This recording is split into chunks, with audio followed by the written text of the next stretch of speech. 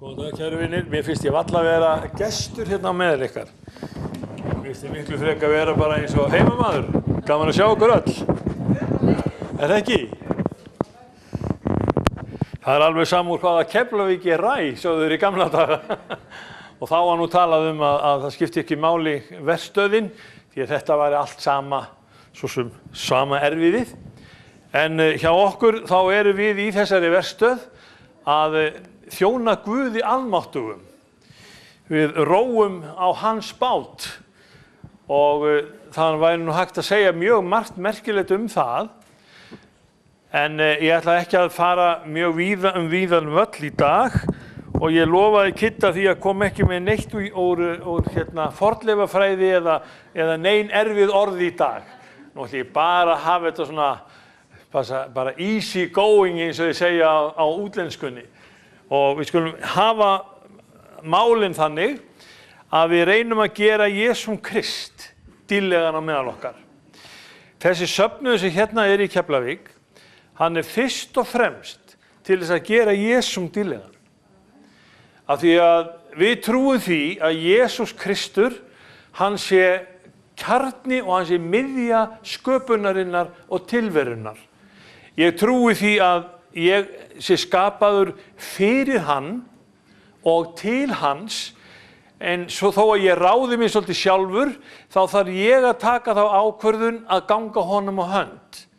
Því að hann gaf mér frelsi til þess að fara mína leið, en ég þarf líka að velja að fara hans leið. Og hann er nefnilega fyrirmyndin á svo margan hátt, þegar hann þurfti að standa frammi fyrir sama möguleika þegar hann var hér á jörðinni, þá valdi hann alltaf Guðsveg. Hann spurði föðurinn. Hann spurði hvert hann ætti að fara, hvað hann ætti að gera, og faðirinn á himninum, hann gaf honum vísbendingu og Jesús fór þá leið. Svo stóð Jesús frammi fyrir lærisveinum sínum og hann hélt sína fyrstu predikun. Hún er kölluð Fjallræðan og við finnum hana í Mattheusar Guðspjalli 5. kapitula. Og ég ætla að taka nokkur vers þaðan og síðan höldum við aðeins áfram Biblíuna og sjáum hvernig Jesús lagði málin fram fyrir lærisveina sína. Og þegar við förum í Mattheus 5, þá tökum við eftir að upphafið að þeim kafla er einmitt þetta: þegar hann sá mannfjöldan, gekk hann upp á fjallið, þar settist hann og lærisveinar hans komu til hans. Þá lauk hann upp munni sínum, kenndi þeim og sagði. Og nú byrjar hann að tala. Og nú ætla ég að sleppa sæluboðorunum því þið þekkju þau, þó að þau er alveg örugglega erindi til okkar. En ég ætla að fara með ykkur í versin eftir sæluboðorinn. Þegar Jesús Kristus segir, 13. versið, þér eru salt jarðar. Og nú er hann að tala við áheyrendur sína. Og þetta er fólk sem við vitum ekkert hvað hét, nema litlu leyti. Við vitum þess að 12 lærisveina. Við vitum ekki hvað þetta var stór og mikill skari, en ég hef verið á þeim stað þar sem þessi ræða var flutt, eða talið að hann hafi verið flutt, og þetta er ákaflega kyrrlátur og fallegur staður. Þetta er í Galileu vatn, við erum á 200 metra dýpi frá yfirborði sjávar, og Galileu vatnið er 200 metrum neðar. Og svo er Dauðahafið 200 metrum þar neðar. Það er á 400 metra dýpi. Og þegar maður hefur verið á þessu stöðum, ég fór nú á Laugaveginn fyrir jólin ein og ég sá svona Rolex úr. Rosalega flott Rolex úr. Og ég fekk að skoða úrinn og ég sá það að Rolex úr, það þolir 400 metra dýpi. Og ég segi, já, þetta þolir 400 metra dýpi. Ég sýndi honum úrið mitt og sagði, ég hef nú verið á 400 metra dýpi og úrið mitt þoldi það alveg. Og úrasalinn horfði á mig, hefur þú verið á 400 metra dýpi? Og hvar var það? Það við Dauðahafið. Þá brá honum, nú er það svona neðarlega.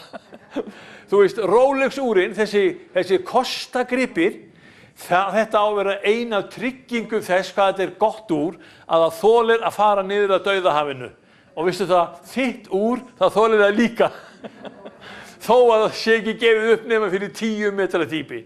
En nóg með það sem skiptir máli er að Jesús var á þessum friðsæla stað við Galileu vatn og tala við lærisveinana og áheyrendurna og segir bara við þá, þér eru salt jarðar. Og það er kannski ekki dvoðalega jákvætt að vera líkt við salt. Þú vilt kannski mikið frekar heyra að þú ert sykur. Því að við í hugafari okkar, þá er saltið eitthvað sem svíður undan. Það brennur en þú vilt gjarnan hafa smá salt með í matnum. Því að saltið gjörbreytir matnum. Kona mín segir mjög oft við mig, ef þið líkar ekki bragðið, settu salt út á. Og hún vil bara að ég setji smá salt og þá gjörbreytist bragðið á kjötinu. En þér eru salt jarðar. Það segir mér, þar sem við erum, þar getum við haft gríðarleg áhrif. Þar getur eitt og annað gerst. Og meðan annars það, og ég var að tala um þetta við bróður minn daginn, það var iðulega sagt við mig, þegar ég var í rökræðum við aðra menn, Snorri, það er ekki hægt að tala við þig. Þá var boðskapur hjá mér og röksemdirnar svo svakalegar að þið gátu ekki tala við mig. Og ég spurði alltaf, af hverju ekki hægt að tala við mig? Þú notar svo mikið Biblíuna. Og það er nefnilega málið. Það er rosalega mikið mál og erfitt fyrir mannin að rökræða við Biblíuna. Hvað hefur Biblían sem annað er ekki með, eða við getum ekki fundið annar staðar, þetta lifandi heilaga Guðs orð. Og mjög margir, þeir þola ekki að koma samkomin til okkar af því við notum Biblíuna. Sagt þið við mig stundum, Snorri, þú lemur fólkið allt of mikið í hausinn með Biblíunni. Já, það getur vel verið. En við erum salt jarðar. Og á að skamma salti fyrir að vera salt. Á að skamma okkur fyrir það að við erum það sem við erum vegna orða Guðs. Og Jesús segir við okkur, þér eru salt jarðar. Svo heldur hann áfram og segir, ef saltið dofnar, og það er svolítið athyglisvert, dofnar hérna er ekki bara að vera bragðlaust, heldur ef saltið missir karakter. Og það er gríska orðið yfir þetta, er stundum notað þannig ef það verður 0, ef það verður ekki neitt, ef það hættir að hafa sitt eðli. Og ef saltið dofnar, og þá segir Jesús bara við okkur, svona ákaflega sterkt, ef saltið dofnar, með hverju á þá að selta það? Það er þá til einskis nýtt. Einskis nýtt. Hvað þarf saltið að segja við íslenskt samfélag í dag? Hvað þurfum við að tala fyrir íslenskt samfélag sem veit varla í hvort fótinn það á að stíga? Við heyrum það að við erum í gríðarlegu vandræðum, ekki bara með WOW og ekki bara með fólk sem verið að segja upp störfum. Við heyrum það allt í einu að hér eru útlendingar í hvínandi vandræðum. Og það verður að segja við okkur í fréttum að útlendingar séu óvelkomni til Íslands. Ég hef ekki orðið var við það að við á Íslandi við höfum útlendingahatur. Mér finnst mjög vænt að sjá útlendinga á meðal okkar. Og orð Guð segir mér að ég eigi að elska útlendinginn alveg eins og hinn innfædda. Er eitthvað að því að við höfum á Íslandi útlendinga sem bara blandast og er á meðal okkar, sama hvort þetta er rautt, svart, hvítt eða gult. Við erum öll sköpuð til þess að lýsa upp mynd frelsara okkar og skapara sem er Guð almáttugur, skapari himins og jarðar. Og svo heyrum við líka að á Íslandi þá erum við í hvínandi vandræðum vegna þess að það er ekki allar mæður sem vilja eiga börnin sín. Þau vilja jafnvel gefa þeim frí. Þau vilja stoppa þroskan og taka lífið í burtu og við megum ekki segja orð. Því þetta er allt í einu orðið kvenréttindi að fá að deyða börn. Ég tel að Biblían segir við okkur að við eigum að varðveita börnin okkar. Við eigum að bjóða þau velkomin inn. Þau eru framtíð þessa lands. Og hvað er að því að hafa þá saltið í okkur sjálfum og segja útlendingarnir eru velkomnir, börnin okkar eru velkomin Og hver veit nema Guð muni þá gefa blessun yfir okkar land og við munum jafnvel finna loðnuna á réttum tíma, við munum finna vá og geta endurreist, við munum geta fengið vinnuna vegna þess að blessun Guðs yfir okkar landi. Það þangað sem við eigum að fara. Látum við fara með því svolítið víðar. Jesús heldur áfram og segir við okkur, þér eru ljós heimsins. Borg sem á fjalli stendur fær ekki dulist. Ekki kveikja menn heldur ljós og setja undir mæliker, heldur á ljósastíku og það lýsir öllum í húsinu. Sjáuð myndina, saltið og ljósið notað á sama hátt til þess að hafa áhrif. Og elskuðu vinir, þegar við erum í söfnuði lifanda Guðs og við eigum jafnvel að vera rödd Guðs í okkar kringumstæðum. Við eigum að vera hönd Guðs á vinnustæðunum okkar. Við eigum að vera hugsun, auga og eyra lærisveinana og tala við Drottinn málin í kringum okkur að því við skynjum að Guð þarf að komast að í okkar landi.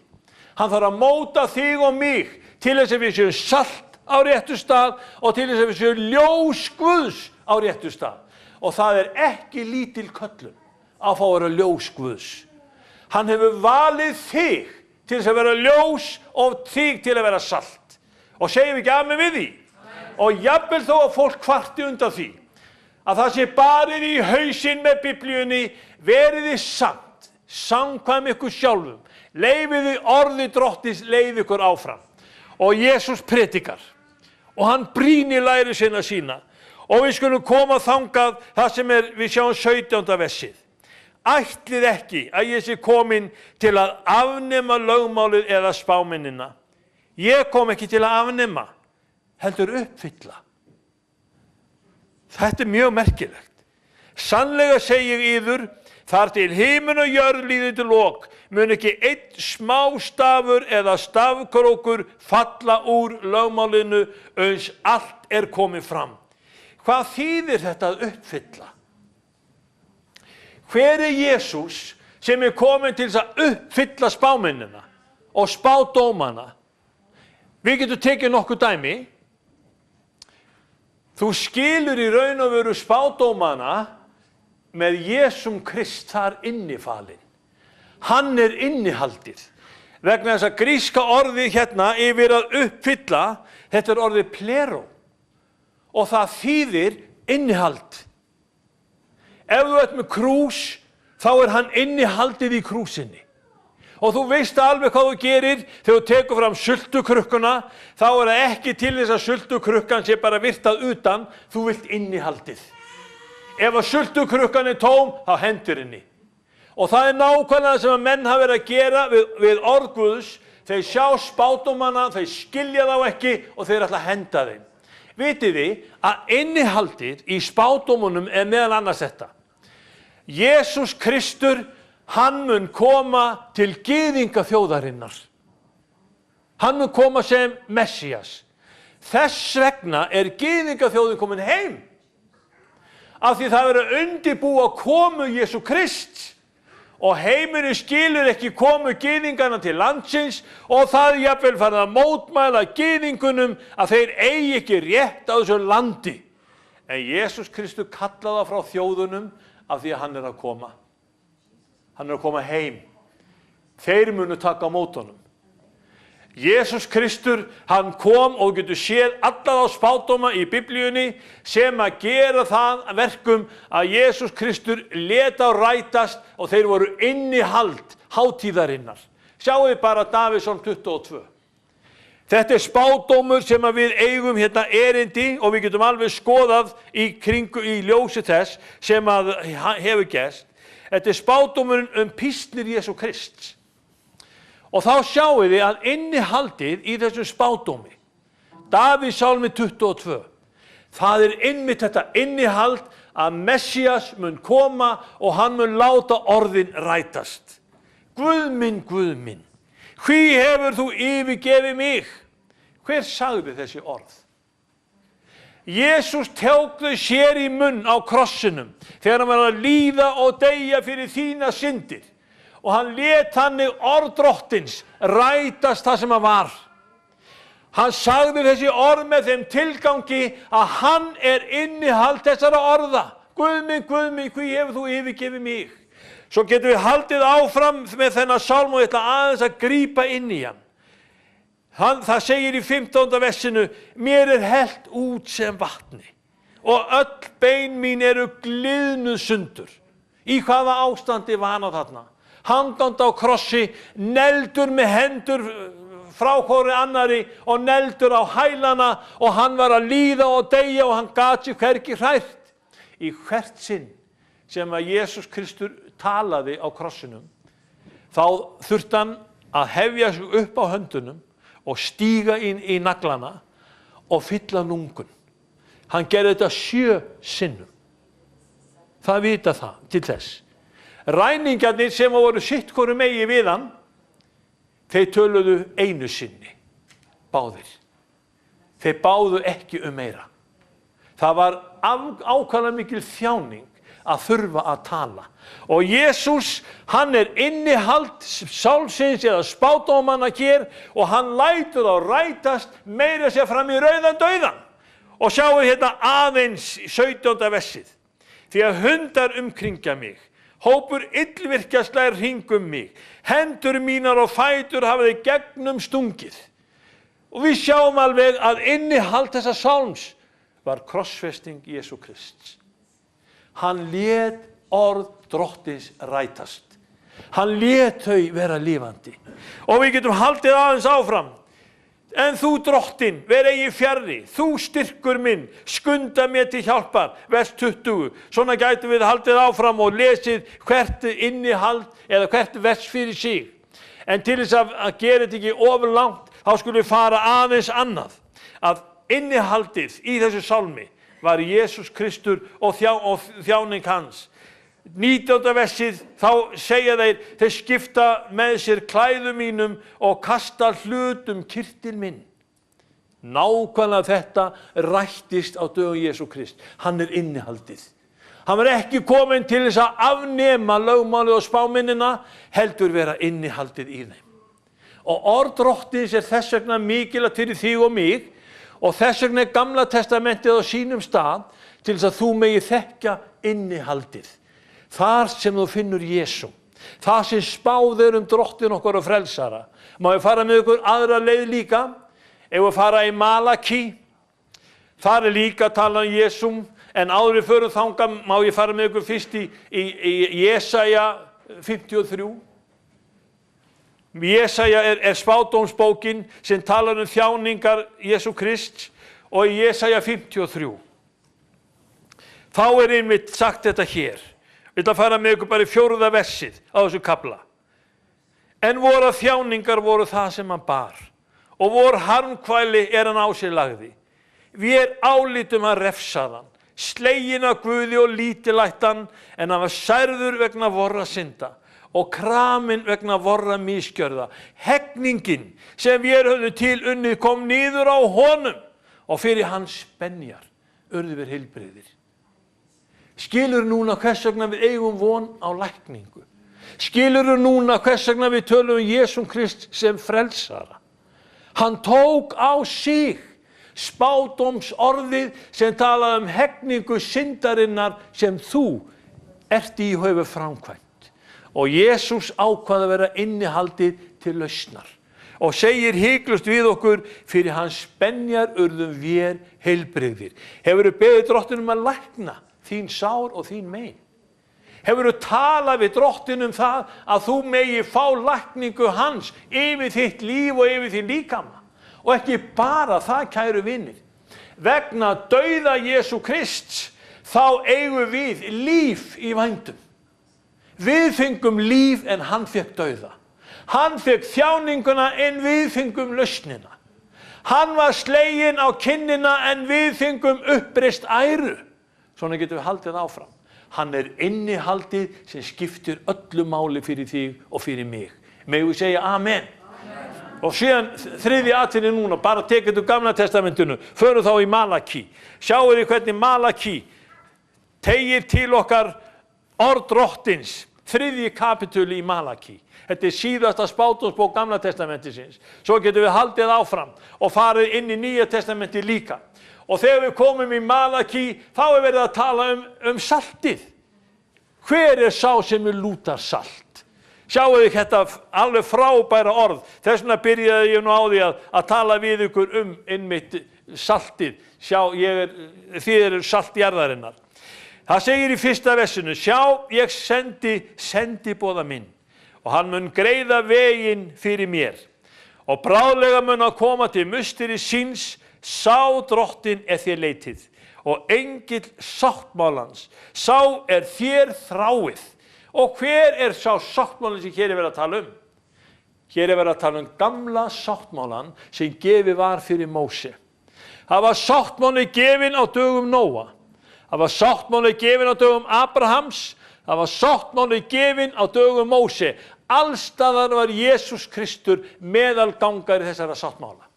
Hann lét orðin rætast. Vegna þess að hann kom til þess að færa mannkyninu reglur, líf og nægtir. Svo við mættum kalla Guðs blessun yfir okkur. Við erum ekki undanþegin. Við erum ekki gleymd.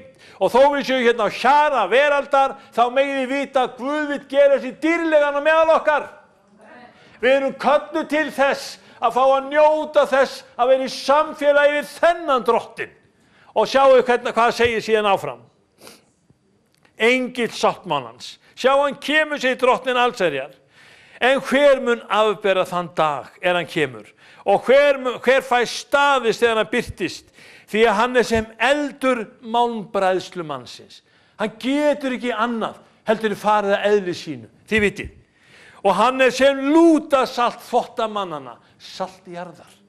Og sjáu þið við hvað Jesús Kristur líki sér. Og Jesús Kristur talaði í fjallræðunni, þér eru salt. Á hverju færði Jesús þessi orð yfir á lærisveinana? Á hverju færði hann saltið og ljósið yfir á áheyrendurna? Var ekki nóg að hann væri salt og ljós? Sá sem á hann trúir verður eins og hann. Við fáum eðli Guðs yfir okkur þegar við trúum að Jesús sá sem hann Amen. Þess vegna skulum við líka vita það, kæru vinir, að það engin afsökun að vera vantrúar og liggja í vansigri. Það ekki kristna lífið. Kristna lífið að vera trúaður, sigursins megin og vita að lausnin að koma. Lausnin rétt í þann mund að hlotnast hér. Og það sem við erum að tala um, hvort að lausnin lausn frá synd eða sjúkdómum, þetta rétt í þann mund að koma yfir þig. Og elskuðu vinir, haldið ykkur við drottinn. Því hann að koma til þín. Innan skams, þá munu fréttastofur heimsins vera fullar af þeim fréttum að fullt af kristnu fólki hefur horfið. Það verður ekki hægt að drepa það. Það verður ekki verið hægt að drepa þá kristnu í Nígeríu eða í Arabalöndunum vegna þess að þeir eru horfnir. Jesús Kristur hefur hrifið þá upp til fundar við sig í loftinu. Hann að koma. Og við eigum þá von og við eigum þá trú að dauðinn hann mun ekki ríkja yfir okkur eilíflega, heldur bara skamma stund. Og sjáum síðan hvernig drottinn hefur látið orð sitt búa með lærisveinana og þeirra trúuðu. Við sjáum að Malaki talar drottinn, Jesús Kristur, hann innihald í Malaki 3 og þegar við förum síðan að tala um postulana líka, komið þá með mér í postulasöguna. Við skulum fara aðalega í 7. kapitulan til þess að ég hafi þetta ekki allt og langt. Og þegar við komum í 7. kapitulan, þá heyrum við ræðu Stefáns píslavottar. Og kannski má segja Stefán, hann var ekki nógu snjall, hann var ekki nógu liberal, hann var ekki nógu kætn að tala þannig að allir væru ánægðir. Hann sagði engan brandara í ræðu sinni. Hann fékk fólki ekki til að hlæja. Hann var salt, hann var ljós, hann ýtti í þá og hafi nokkur nota ritningarna til að berja áheyrendur sína, það var Stefán. Og þeir urðu svo reiðir að þeir gnistu tönnum, en ekki fyrir það hann laug. Hann sagði nefnilega satt.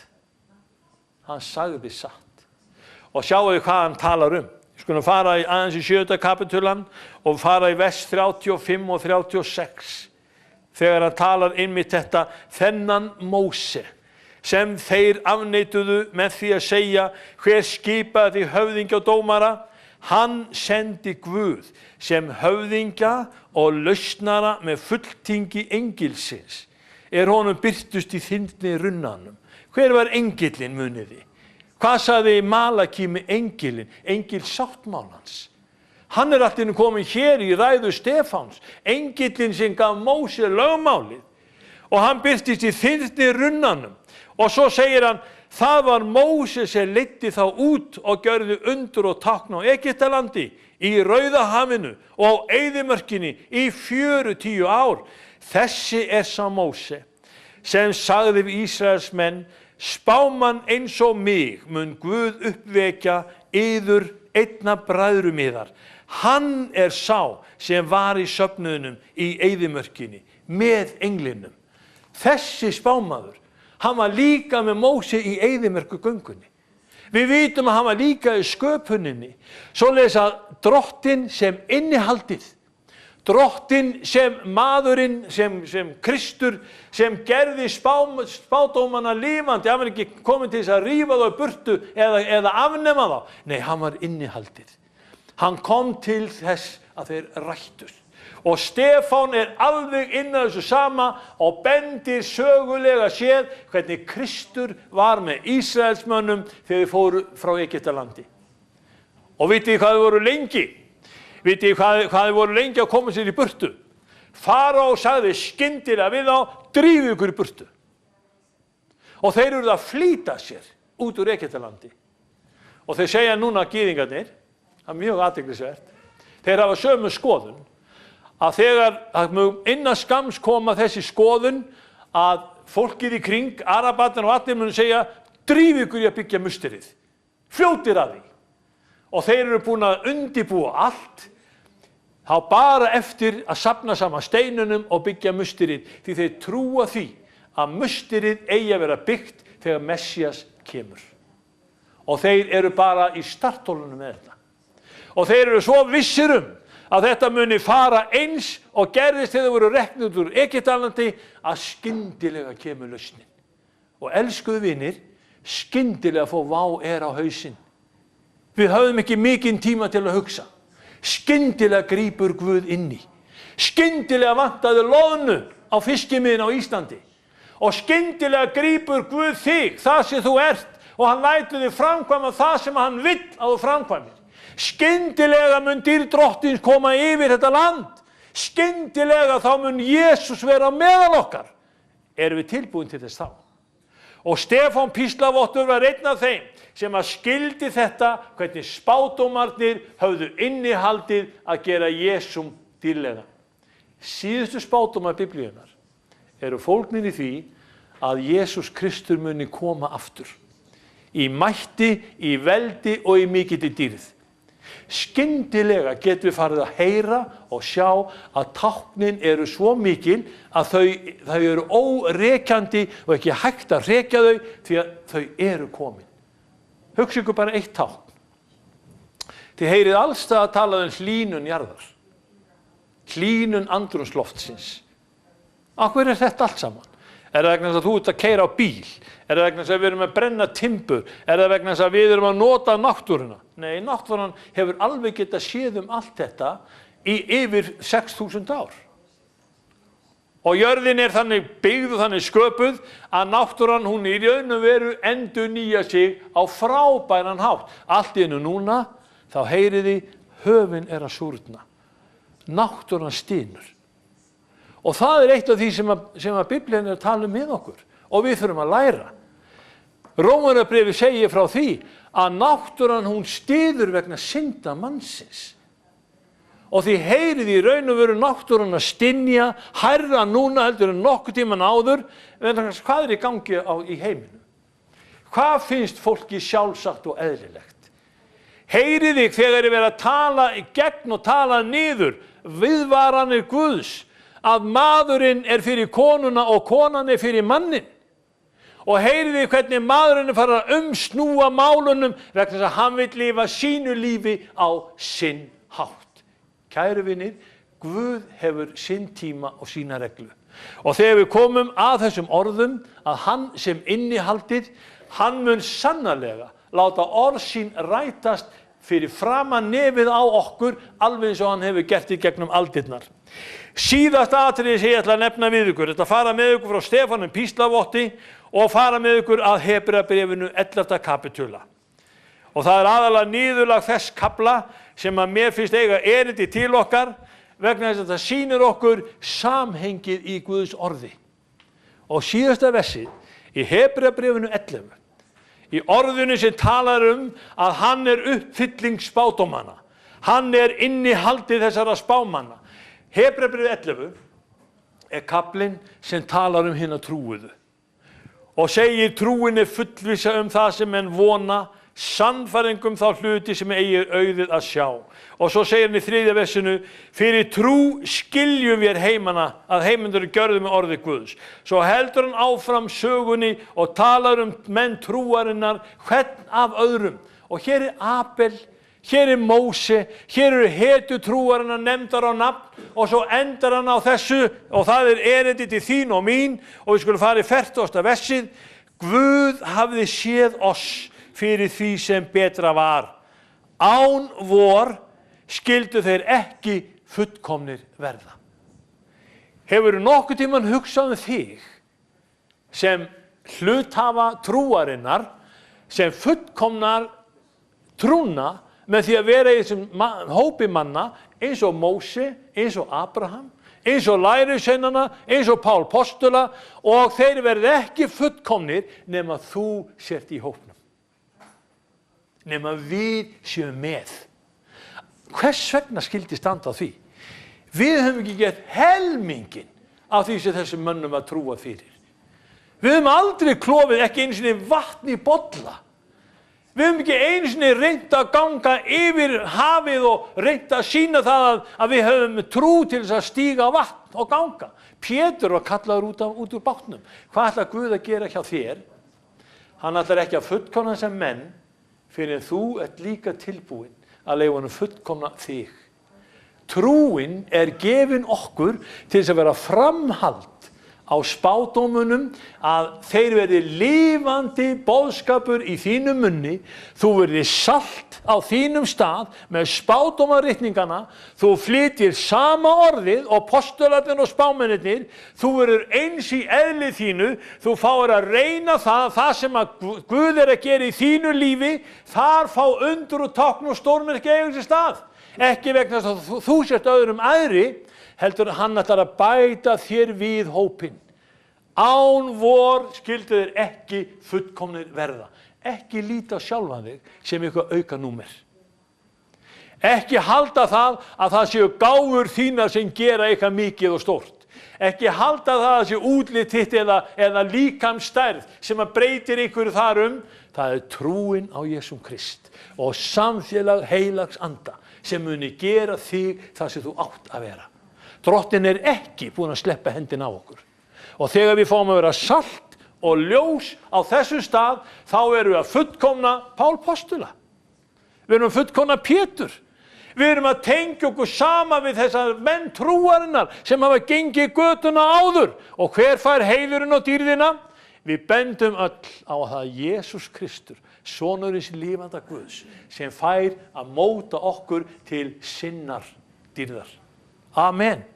Og ég voða fegin því að það engin útlendingur í Guðs ríkinu. Ég voða fegin því að Guðs ríkið ekki bara fyrir Íslendinga. Það fyrir þig og mig. Það fyrir okkur öll til þess að við gerum Jesúm dýrlegan. Heyri amen við því. Stöndum upp og endum þetta með bæn og byggjum þess að við fáum að vera þeir einstaklingar sem Guð fái að nota. Og við fáum að segja við hann, Jesús, hér ég, notaðu mig, leyfðu mér að gera þig dýrlegan. Ég verð að kalla mig hvarvetna upplyfti sínum heilugu höndum. Gerið það, bræður, lyftið höndum ykkar upp og við skulum biðja saman. Jesús Kristur, þú ert sonurins lifanda Guðs. Fyllt okkur Drottinn. Gefðu okkur af þeim mönnum og konum sem þú vilt hafa samfélag við og við mögum gera þig dýrlegan Drottinn minn. Þakka elskaði Herra, að orðið þín, þau mega uppfyllast í okkar lífi. Við mögum vera bæði sköpun þín, orð þitt, salt þitt og ljós. Og þannig megum við fullkomna hina heilögu að við erum tilbúin að segja, hér er ég Drottinn, sendu mig. Í Jesú heilaga nafni. Amen. Systkini, þegar við biðjum þetta, þá mun Guð segja, já, ég skal taka. Og verið ekki kvartandi og kveinandi yfir því, þó að þið fáið að reyna eitthvað. Því að þegar þið fáið að reyna eitthvað, þá er Guð að gera sér dýrlegan líka. Þjáningar þessa tíma eru ekkert miðað við þá dýr sem framundan er. Horfum þangað. Takk fyrir, elskuðu vinir, Drottinn blessi ykkur. Að síðustu, er eitthvað sem vill fá fyrirbæn?